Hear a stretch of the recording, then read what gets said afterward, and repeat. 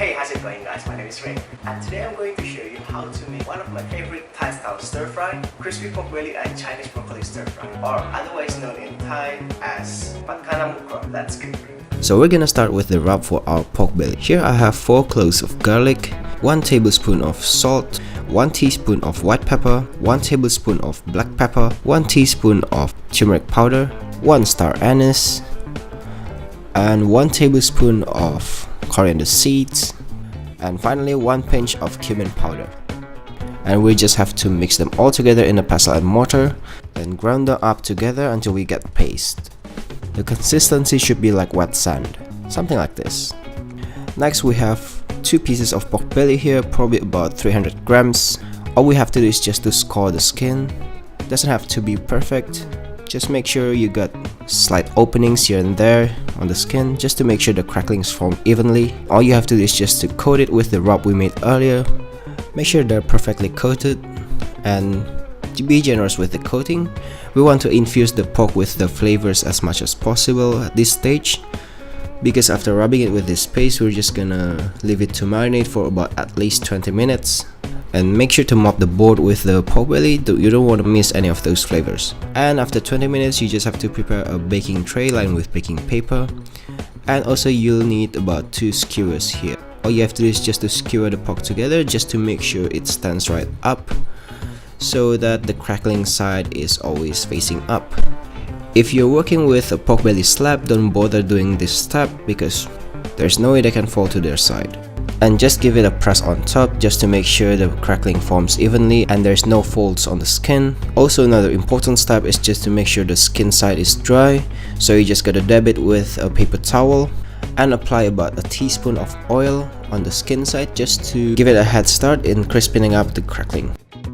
Next, you just have to pop it in a preheated oven at 250 degrees Celsius for about 1 hour, or until they look crispy and golden brown like this. Don't worry about a little bit black spots on the ends like that, that's just because the oven heat is not quite even.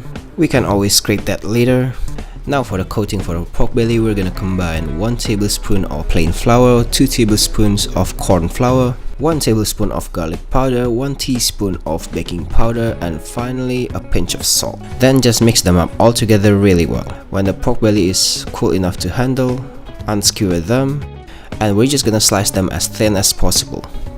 The idea is to get the pork belly super crispy, almost like a crispy jerky, and top that with the sauce that we're gonna make later.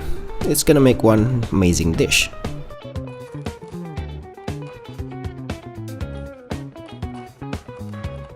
Next step is just to combine them with the flour mixture and make sure they are coated evenly.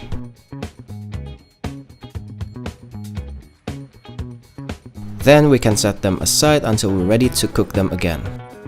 Meantime, we're just gonna prepare all the things we need to make the actual stir fry, which are 6 cloves of garlic and 4 to 5 pieces of chilies.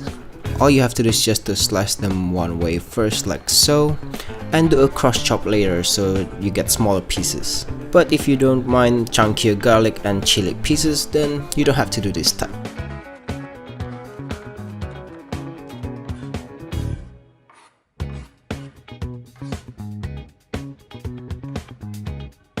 Next, for the Chinese broccoli itself, all we have to do is just to separate the stem from the leaves first. Then we're just gonna cut the stem a bit smaller than the leaves. Something like that. You're gonna need a really big bowl, at least 200 grams of the Chinese broccoli, because they're gonna shrink a lot when you cook them. Next up, for the sauce, we're gonna combine 2 tablespoons of fish sauce, 2 tablespoons of oyster sauce, and a half tablespoon of soy sauce,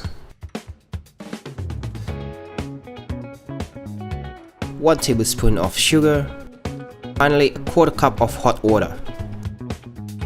Just mix them up really well.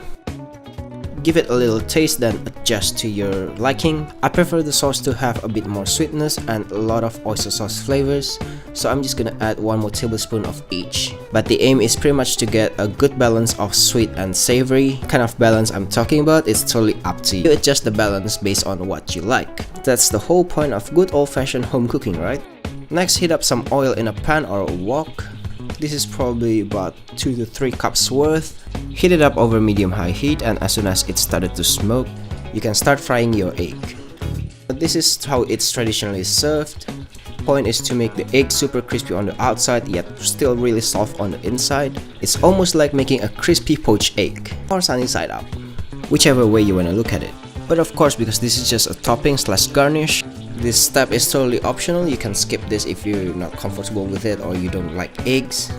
But trust me, this technique of cooking egg is one of the best out there. Props to the Thai people for inventing it. It's totally amazing. Anyway, that's how it's gonna look like. You don't flip the egg at all, so only the bottom side and the edges should be crispy. The yolk should still be super runny. Next, turn the heat up to high, and using the same oil, we're just gonna fry off the pork. The pork belly is already cooked, so you don't want to overcook them. All you have to do is just to flash fry them until the edges are crispy. Once they're golden brown like that, and you can feel that they're crispy enough, you can take them out of the oil and turn off the heat.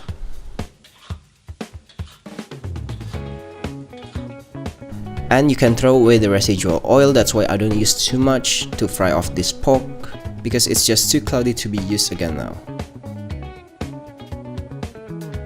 Next, I'm just gonna clean up my wok and use a fresh new oil, probably about 1/4 cup worth. Combine it with 1 tablespoon of sesame oil. Put them over the highest heat possible until they started smoking like that. Now comes the easiest part of the whole cooking process: combining all the ingredients that we have prepared so far together. This is what I love about this recipe. You can prepare everything ahead of time. Then just before you wanna eat, you just have to spend another 5 minutes to finalize this dish, and you have a really good meal on your hand. Or plate, I suppose. So yeah, all you have to do is just to combine them in the order that I'm showing you here. Start with the garlic and chilies, followed by the Gailan or Chinese broccoli, and then the sauce. Cook them all together first until all the Chinese broccoli have wilted.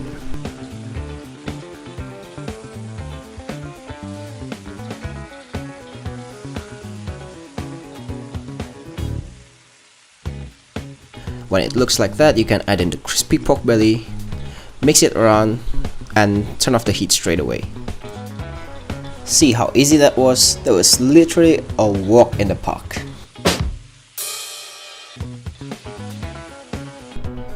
Here's another tip when it comes to cooking stir fries. As soon as you finish cooking them, take it off the heat or the wok straight away. Just put it on a plate or something. Just make sure the residual heat doesn't continue cooking the dish. So all that's left to do now is just to prepare a plate of steamed rice and top it with the amazing stir fry that we just made.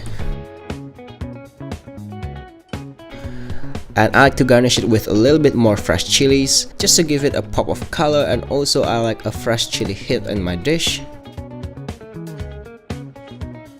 And of course, you shouldn't forget this amazing crispy runny egg.